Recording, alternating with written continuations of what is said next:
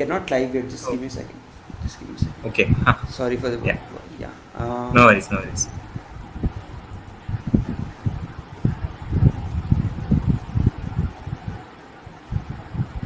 Not live yet. Just give me a second. You can start. Yeah.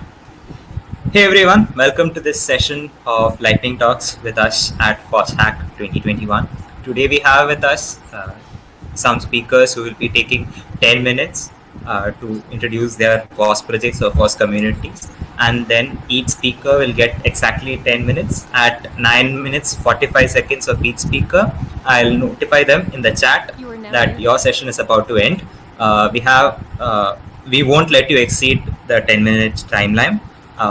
But if you want, you can end your session before that 10-minute timeline stops. Between each talk, we'll give you about 2 minutes for technical setup. If you're not able to finish your technical setup in that timeline, we'll move on to the next speaker. And after each speaker is done, we will let you answer the questions in the chat box, and the chat box will also be live streamed from the BBB session. Okay, so and each speaker will have to include their topic in the chat box, and we'll be choosing you on the basis of who put their topic first. So today we have with us Akshay, who will be talking about Indic Keyboard. Akshay, can you share your screen and start your session now? I'll start a timer after your setup is done. Yeah, can you give me presenter?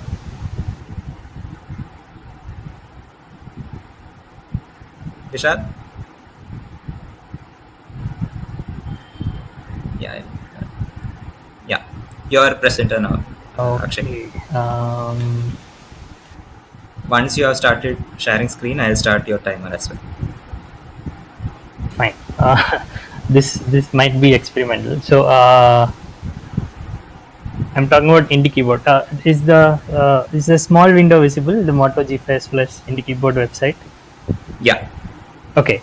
So this is a presentation mode that one of our contributors, Subin, showed for Android-based projects. We just screen copy and show that itself. Shall I start now? Okay. Yeah. So Indic Keyboard is MOS award. MOS is Mozilla Open Source Grant award winning software keyboard for Android. It's been there from almost 4.3 Android version 4.3 onwards, where Android added support for Indian languages, but there still was not a keyboard to type in Indian languages. And the core contributor, the founder contributor Jishnu, started hacking around with the Android open source project keyboard and adding layouts, which started with Malayalam because he's a Malayali, and many other layouts. So it currently has 23 languages and 60 layouts. So I'll just very quickly show how it looks. So this is our Indic Keyboard Telegram group, and this is the Indic Keyboard. I usually use a Prime variant. There's a Indic Keyboard which is completely open source and free software, and there is an Indic Keyboard Prime which has swipe as in gesture typing, but it uses a proprietary binary blob from Google. So this is the pure free software Indic Keyboard version. You can see I can type things. There's suggestion. So most features that we expect from keyboard is there. And the reason why a lot of people use the app is because it has so many languages and layouts. For example, I'll just show Malayalam. Malayalam has 1, 2, 3, 4, 5, 6 layouts. Some Lipyantaranam, for example, is where you can type in English and it will come in Malayalam. There is a compact layout, mobile in script. I'll just switch between them.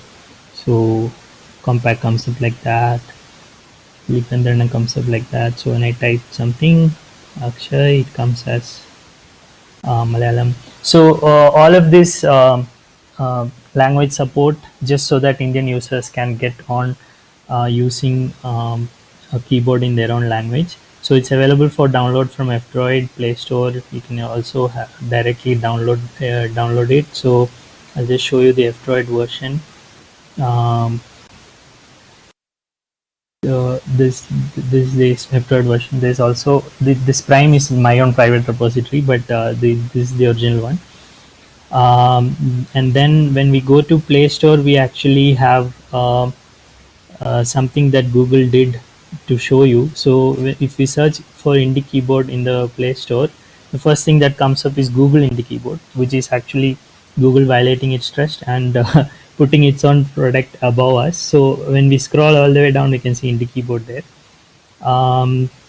So there are many ways to contribute. The code is on GitLab. You can of course send merge requests and commits, issues.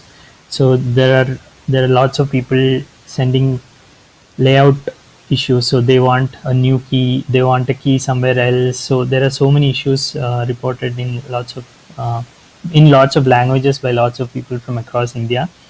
And contributions can be made in terms of documentation. So I'll just show you the contributors list. So Jishnu, Anup. Akshay, are you sharing anything on screen? We are not seeing it. Oh, sorry. I think I made a blunder.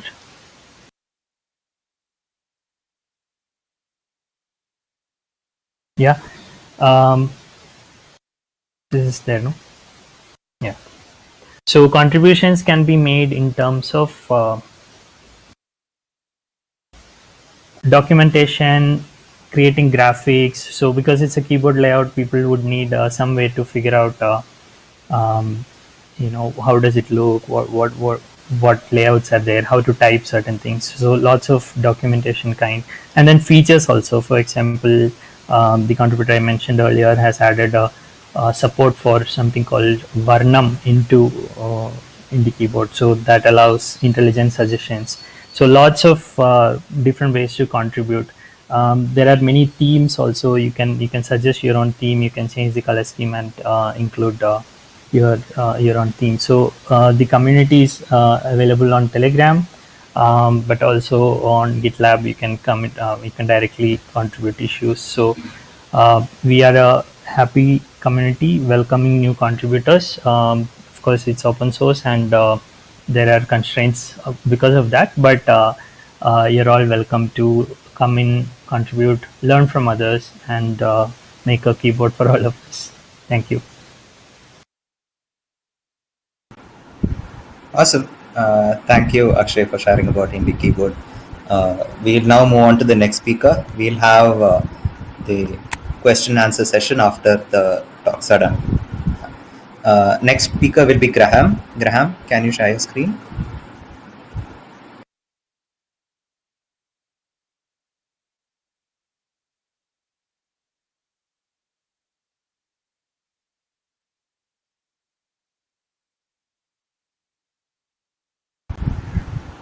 Hello, Graham. Are you speaking? We can't. Hi. Hi. Everybody. Can you hear me okay? Yes, we can. Cool. Yeah, so it's my pleasure speaking today. I'm talking about GrowthBook, which is our open source experimentation platform. So just a little introduction about me and about why we built GrowthBook. What we realized, my past company, we became very successful when we really focused on data and making data-driven decisions. And in order to do that, we needed to really deeply integrate A/B testing into how we built products and the code that we wrote. And we tried using existing open source and existing commercial solutions and really didn't like any of them. So we ended up building our own platform. And since I left my previous work, decided that talked to a lot of other companies and realized this is a very common problem, that people are not that are continually writing A/B testing platforms internally at their own companies. So that's why we built GrowthBook. So it's an open source experimentation platform that gives you the power of something you would build in-house without actually having to build it in-house. So I'll just go over like a quick overview of like how it's slightly different than what you might know from other platforms, such as like VWO or Optimizely. So a lot of products already have data going somewhere, right? You're tracking events either in a data warehouse or even something like Google Analytics, wherever that's going, you already have data flowing somewhere. So what GrowthBook does is pulls data from your existing data. Pulls aggregate data from your existing events and tracking data that you already have, and allows you to run A/B testing directly upon that data. And then we have a full suite of APIs and webhooks that allow you to turn on and off experiments from our platform as well. So I won't bore you with the full deck, but I will jump right into a demo. So it's entirely free. When you spin it up, there's 2 Docker containers that will give you exactly this, and you can sign in. And then, yeah, so here's the dashboard. And since this is a technical audience, I'll show you a little bit about how we integrate. So we tie into any existing source of data, wherever your data already is. So Redshift, Athena, like Mixpanel, wherever your data might exist, you can create a connection to it. And then once you connect to it, you need to tell us a little bit about that data. Where do I find the exposure data? How do I get access to where what users saw which experiment? And then some information about page views. This is optional. And yeah, so once you create this connection to your data, you then start defining metrics. The metrics are just simple SQL queries that you write and queries the existing data and and then you can add various thresholds to the data, like, if I do an A/B test and I move this metric, like what's an acceptable range of percent change that I want to see, or risk thresholds, like if it's, if my risk is, if this metric is down by more than 1%, that's too much. Like, you can set thresholds to be sanity about that. And then, yeah, so let's move on to the experimentation side. So we'll go to any experiment here. So we have, the experiment is more than just implementing the A/B test, right? Like defining the cases. There's actually a whole lot of meta information around your experiment that needs to be documented as well. So we built that right into the platform. So you can edit the markdown. This is full markdown support for documenting about the experiment, like what was the hypothesis, what are the risks of running this experiment, and then screenshots of the actual experiment itself. And then this data is pulled directly from your data warehouse. So one of the advantages of that is your data never leaves your ecosystem, right? So even if you use our cloud version, or you can self-host it, but all we deal is aggregate data. Your personal PII, all that stuff stays internal to you. And because we also pull from your existing data, there's a single source of truth. So you never have to worry about getting, your experimentation platform gives you one answer and then your internal data gives you a different answer, which is remarkably common. So here we have an A/B test with a control and a variation, which shows the price. And then we have the various metrics that we've chosen as a goal metrics. So average order value, purchase, and revenue per user. And then we see that one metric is sort of down, but it's not really significant. And we have 2 metrics that are up and significant. So you'd probably call this test, assuming average order value wasn't your main factor, but purchase and revenue per users are both up. We built this to work for engineers and for data teams. So one thing we do is for every time we show you any information on the page, you can pull the queries that produced it. So here's all the queries that were used to generate this data. And you can even download it as a Jupyter notebook if you have a data team who wants to explore further. And then you can have discussions about this. You can say, we've changed a lot since then, or whatever the discussion might be around the experiment.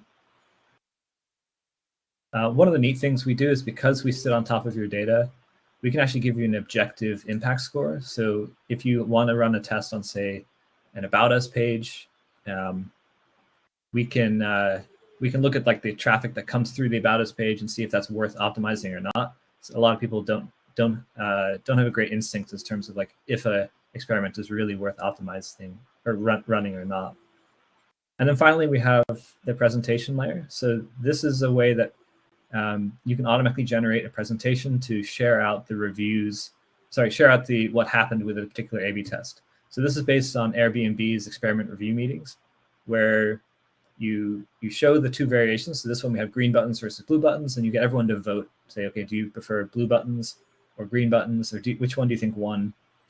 Everyone votes, and then you show the winner. What tends to happen is people are wrong a lot, and this is usually a great way to solicit new ideas. So we just built that right into the platform, so it's really easy to share. Again, we are fully free and open source. Please check us out. We're on GitHub. We are currently the most popular, or very, very close to the most popular open source experimentation platform. The next one is Sixpack, and we are like really close to beating them, which would be great to do. Yeah, love to try it out. We are actively working on this, and yeah, give it a go if you need to do some A/B testing. Thanks so much. Thank you so much for speaking here, Graham. Now we'll move on to the next speaker, who is Ravi. Ravi, can you share your screen? We'll give you just a second. Yeah, you can share your screen now.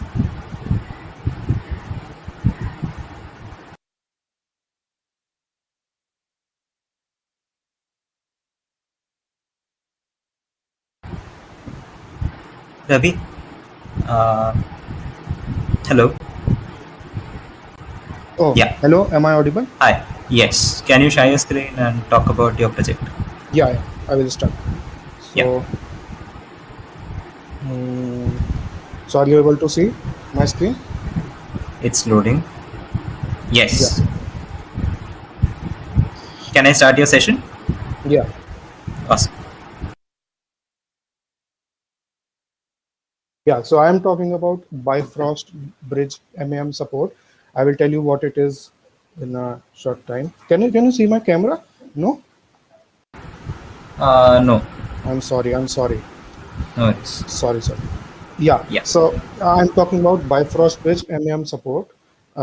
This is a project. So first I will tell you that free software respects users' freedom. Users have the freedom to run, study, modify, share, and read and improve the software. So this when we talk about free software, when we say free software, it is a matter of liberty, not price. So if the software does not respect freedom, it will be called non-free software. Now, there are chat protocols like which are called Matrix and XMPP.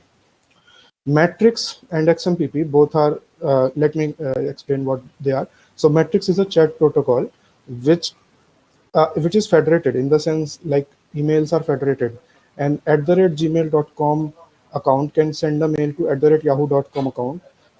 So similarly, Matrix also has many servers, many service providers, and users registered on any server can talk to each other. Similarly, for XMPP, now we use Matrix and XMPP. Like some users use only Matrix, some users use only XMPP. So therefore, there is a bridge named Bifrost bridge to connect these two groups. I mean, Matrix users can post into XMPP groups because of the bridge, and XMPP users can post in Matrix groups because of the bridge. So Bifrost bridge allows Matrix users to post whatever I said now. So we found that the bridge has a bug, and the bug is when groups are hosted on Matrix side, then XMPP users miss messages when they were offline. XMPP users miss messages posted in the group when they were offline. So we decided to fix the bug, and Pirate Praveen started this project, and we found two developers, Sunday and Olatunji, for writing code to fix the bridge. Now, first thing I would like to say, a bit of thing is that because we have the source code of the bridge, we could do it. So developers did not have the priority to fix the bridge, fix the bug in the bridge. So users can fix themselves. They don't have to wait for developers. So this is one attitude we need to cultivate. That is one thing I would like to say here. And please help us in the fundraiser. We need, because Olatunji and Sunday, they are developing the bridge. They will be writing code full time. So we need to fund them. This is a, so please help us in the fundraiser. So this is the link, the URL is there of the fundraiser, and all the details will be found on the, you can find on that URL. And yeah, we had several problems in organizing this because many payment methods did not allow sending money to Nigerian bank accounts, and the developers are from Nigeria. So XMPP Standards Foundation, then we wrote to them, and they agreed to be a fiscal host of this project. So join our XMPP and Matrix group of the project and follow on the social called FitDivers. All the details of the groups and social are there on this link, on the fundraiser link. If you visit that, you will find all the details there. Also, I would like to say, when I started, I said Bifrost Bridge MAM support. So Bifrost Bridge is the bridge we are fixing here. So in the first slide, I did not explain what this means. So Bifrost bridge is the bridge we are fixing the bug in. It is the Matrix XMPP bridge I talked about.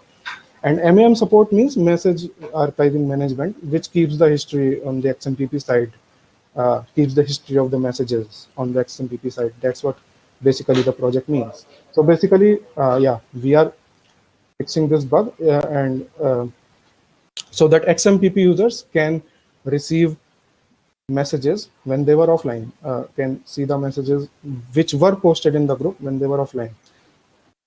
Okay, I think, yeah, I would like to say, please help in the fundraiser. Please share it with other contacts. Please, if you care about the fundraiser, please donate to the project. And yeah, this is how you can reach me if you want to. So these are my contact details. And these slides are made in LibreOffice Impress, which is a free software. And thanks for FOSS Hack for inviting me to introduce this project. Awesome, Ravi. Thank you for sharing about your project. Next, we have with us Anand, who will be speaking about Mon.School. Anand, can you share screen? Just a moment. Hi. Yeah.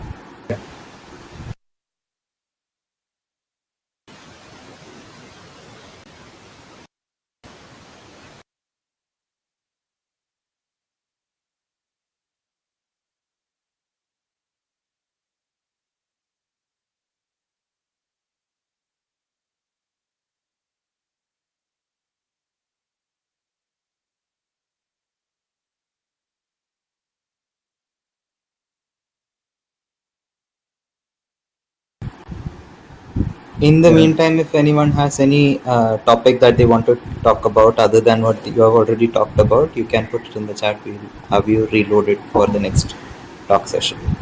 This is the last talk session otherwise. Yeah. Hello everyone. My name is Anand.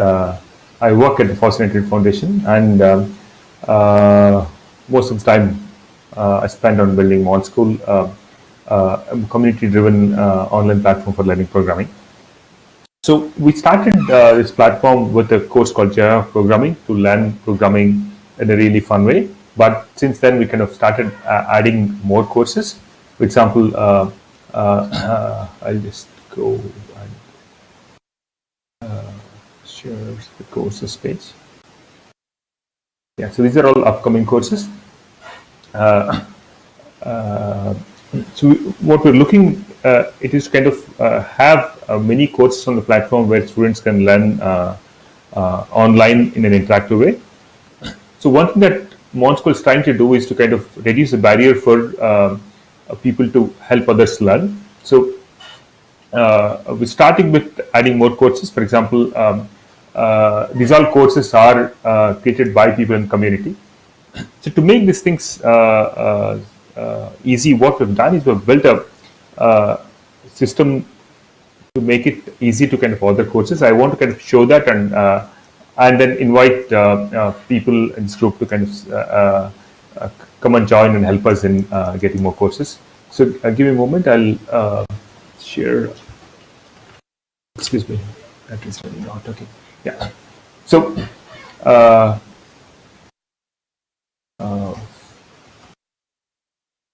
Yep. So the way we create courses is through this repository called Mon.School website, where all the courses would be would live in this repository. The way to create a new course is to start with creating a new issue. So if you go to issues and create a new issue, it will ask you to, there's a template to kind of create a new issue. So you propose a new course and get started.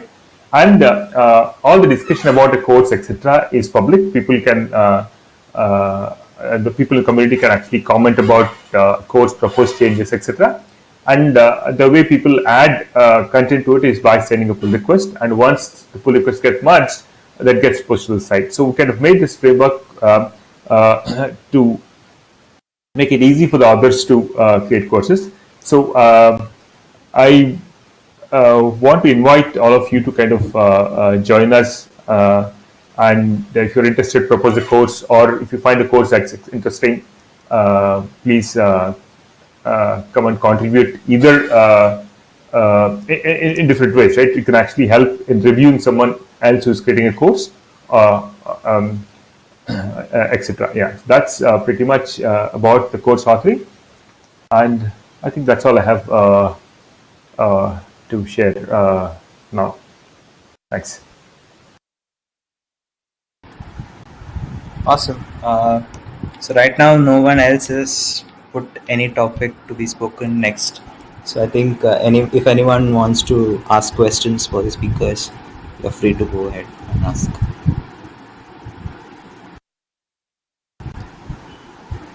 What formats are supported for courses on Mon.School? Akshay asks. Yeah. So, are you asking about how the student would see it, or how would authors author the course? Yeah, I was wondering how actually it happens. Like, is it? Can you like? Yeah. I mean, is it from a student's perspective or from author's perspective? Perhaps as a student, like. Yeah. So, so the way it is done is it would be a mix of video, text, and interactive examples and exercises. So the focus is to kind of have people try things out online. Whereas we're starting with, so we want to have a spectrum of courses, but for the introductory courses, we want to make sure that the students are not burdened with the setup when they're just starting.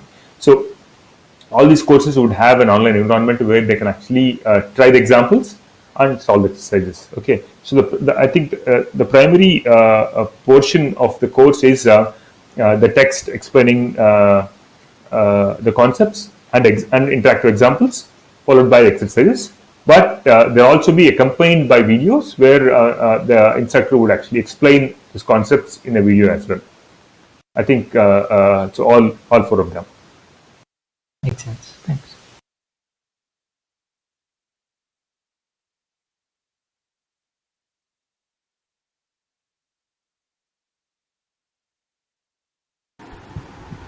If you have any questions for the previous speakers, also you can include it in the chat box, or you can open mic and ask.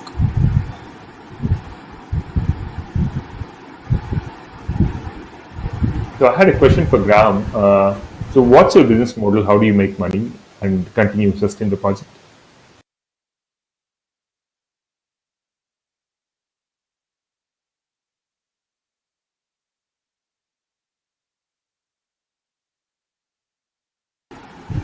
Hey Graham, we can't hear you. We can see you, but you're not muted. It seems there's an issue with your microphone.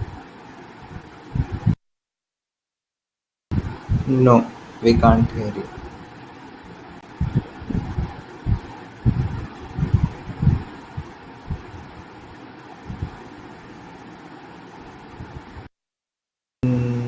No.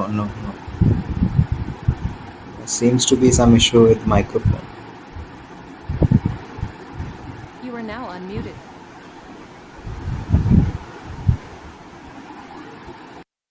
You are now muted.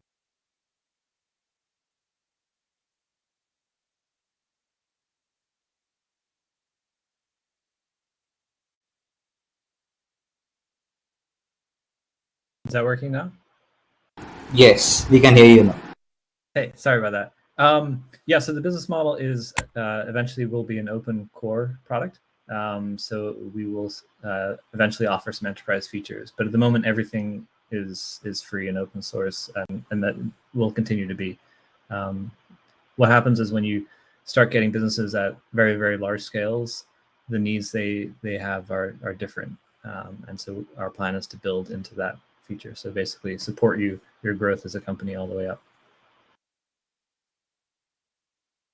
Thanks.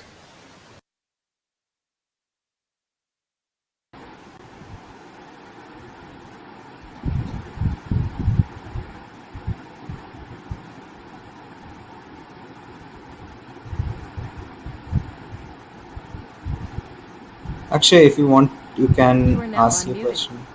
Okay. Anand, How many people rely on Bifrost bridge to use XMPP interop with Matrix? It's a question from Akshay Now to muted. Ravi. Hi, I'm audible. Yes. How many people rely on the Bifrost bridge? So I think many free software communities uh, who have presence on Matrix do rely on this bridge. For our community, like I do volunteer for Free Software Community of India. All our groups are like the main group has at least 600 members. So not all are on XMPP, not all the users are on Matrix. So we bridge the group, like we have all our users rely on the bridge, more than 600 members in FSCI, and then we have smaller subgroups, and a lot of them, I think almost all of them, with the exception of a few, uh, even the camp group, we are conducting a camp this year, so camp group also has few hundred participants, I mean around 100 to 150, I think, somewhere between.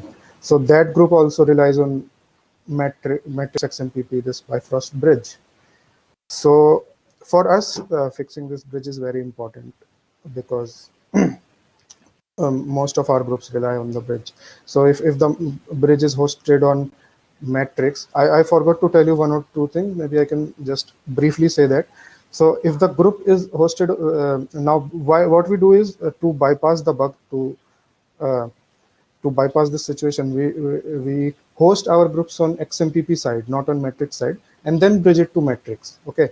Uh, Earlier we used to have all the groups on Matrix side, and then we bridged it to XMPP. So now there are some limitations of this, that when the bridge is hosted on XMPP and then bridged to Matrix, then there is no admin power. Like somebody joined the room or something, or some spam comes, we can't remove that from the room. We don't have admin powers. Yeah. So that is why we want to fix the bridge. That we want bridges to be on Matrix side. And sorry if Awesome.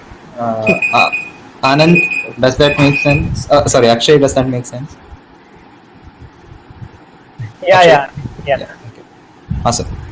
We have a question from YouTube chat for Anand. So, what programming languages do you cover in Mon.School? Yeah, thanks, Devdutt, for passing the question. We don't have any constraint on what programming languages that we support. We are open. If anyone anyone want to kind of create a course on a new programming language, we happily support that. So right now, at this point, we have, as of now, the confirmed courses. We have a course on Python. I have a course on Rust, which Devdutt is doing. And there's a course on Golang that's also planned. You can check out the repository. These courses are not public yet, but they would be live soon once the initial chapters are ready. We're also actively looking for someone to create a course on JavaScript. And if there are any other languages that people are interested in to create courses, we're happy to support that. And the interactive environment will get added. How does that work? Yeah, so the interactive environment, what we have is we have built a software to the area called Live Code. We had to change the name to something else due to some legal notice. So it's now called Falcon. So it basically runs it in a Docker container. So adding a new language support is pretty quick. It's very easy. It just takes 5 minutes to kind of identify the right Docker container for that, and then what command to run to kind of execute the program. So we have already support for Python, Rust, and Golang. Any new language that comes in will support and enable that. So I think the constraint is not really adding that support. I think that's pretty simple, straightforward. I think identifying someone who's passionate to create a course is the really bottleneck at this point. Just one more question on that. So you're looking at many people starting different courses, or are you thinking of curating all of this and just having one good course on JavaScript, one good course on Python, like that? No. So we really want it to be kind of a marketplace. I mean, an open place where anyone want to help someone else learn programming. Right? We want to kind of help mentors, help people want to create courses, all of that. Okay. So what we want to do is to kind of have some kind of a quality checks before a course comes in. Okay. Even that we want to kind of figure out a way where it can be driven by the community rather than kind of decided by me, which is happening right now. But I think I'm okay to kind of have 2 different courses on JavaScript. Right? People I mean, as long as that meets the quality standards.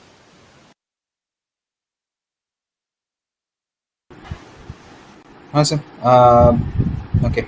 I hope the last question from Ganesh was answered. Anyways, yeah, there don't seem to be any more questions.